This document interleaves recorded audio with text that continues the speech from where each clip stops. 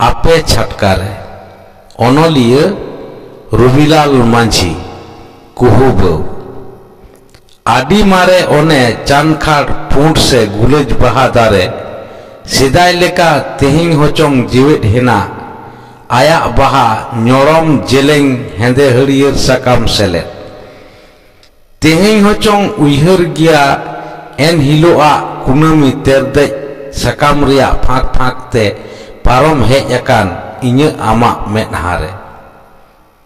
तेहिं होचों उइहर मिया पारम सेनो घड़ी आपेया ओना आतांग पिंडे तीन चिकड़ दुड़ुब बाड़ाय बुझे गाहुल गेचोंग ताहेन उन्दो आपे ओड़ा छटका तेहिं दो चिदा चोंग सेदाय लेका बांगिंग सेन दाड़िया कान ताराम तुलुज जांगा घाने पाटे दो घानिंग तोहो दो तेहिं दो उकुर आपेया चेत गुड़ी ओना आतांग पिंडे तेहिं दो जोबरा जाड़ी तुर तुक गुलेज बहा बुटे तेहिं दो चिदा बांग को राग माला पोताम कुहू चेड़े आरहों ससांग पियो आपे छटकन तियो लेखान तेहिं दो आदि निसुन चुमुल चुमुल गिंग अटकारिदा तेहिं दो ओकोरे बांगिंग आंजोम रियार माछा आमा खुलसा मोनेते खाद खाद लांदा तेहिं दो एकेन काहिस बिछोक इन्य जीवी आपे छटका लेबेत तोरागे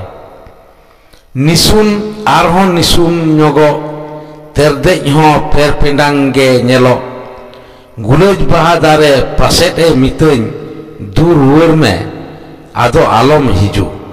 तेहिं दो उकोर नेल न्याम में लांदावाते आपे छटकारे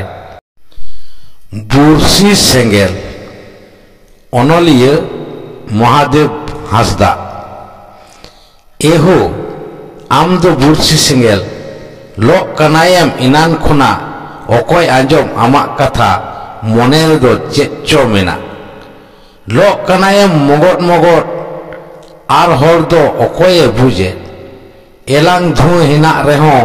ओक्ते बानु ओना बेंगे मिट ठावरे दुरुब दुरुब चा एम ताहेन निझुम आदो लोहर साराम चिदा आमा बेरेल गदार हॉर्मो ताम दो बानु कोआ जहाय गाते आमा होको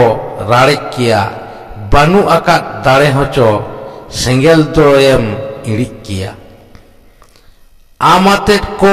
फुर्ती जोंगा आर होर दो बनाओ जोहो चाएम सहाओ चाएम बताओ नोंका काते लोतोरजो मित दमते जुलो मेमा सानाम हासु दिया काते जहां होते तेम लोआ उनको परी आतार काते